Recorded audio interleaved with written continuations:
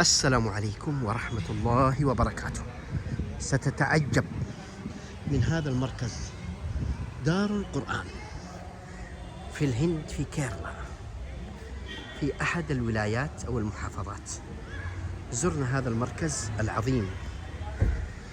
هذا المركز تصدق بالله كم عمره تقريبا؟ هذا المركز الضخم الضخام عمره 15 سنة. سنبدأ بأول مرفق من مرافق هذا المركز ألا وهو المسجد. هل الهند تعد دولة فقيرة أم لا؟ عندما ترى ما ترى تقول هذه دولة متطورة، والهند مكتفية بذاتها لأنها عظيمة. وعليكم السلام ورحمة الله.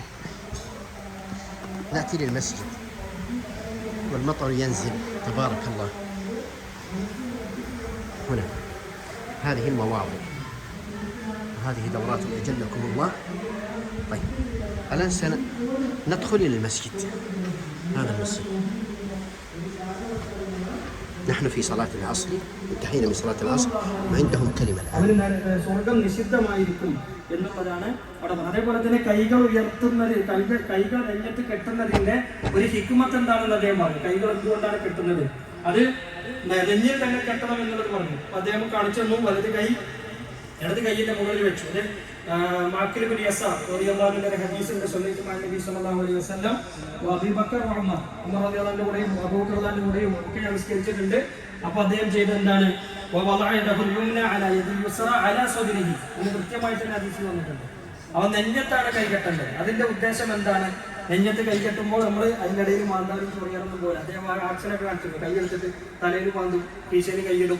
അങ്ങനെ നിസ്കാരത്തിന്റെ ഇടയിൽ അത്തരത്തിലുള്ള ഇളക്കങ്ങളൊന്നും ഉണ്ടാകാൻ പാടില്ല എന്നതാണ്. അച്ചടക്കത്തോടുകൂടി നിസ്കരിക്കുക. നിസ്കാരം അള്ളാഹുമായിട്ടുള്ള സംസാരമാണ്. അത് മനസ്സിലാക്കിക്കൊണ്ട് കാര്യങ്ങൾ ചെയ്യുക എന്ന് അദ്ദേഹം പറയാണ്.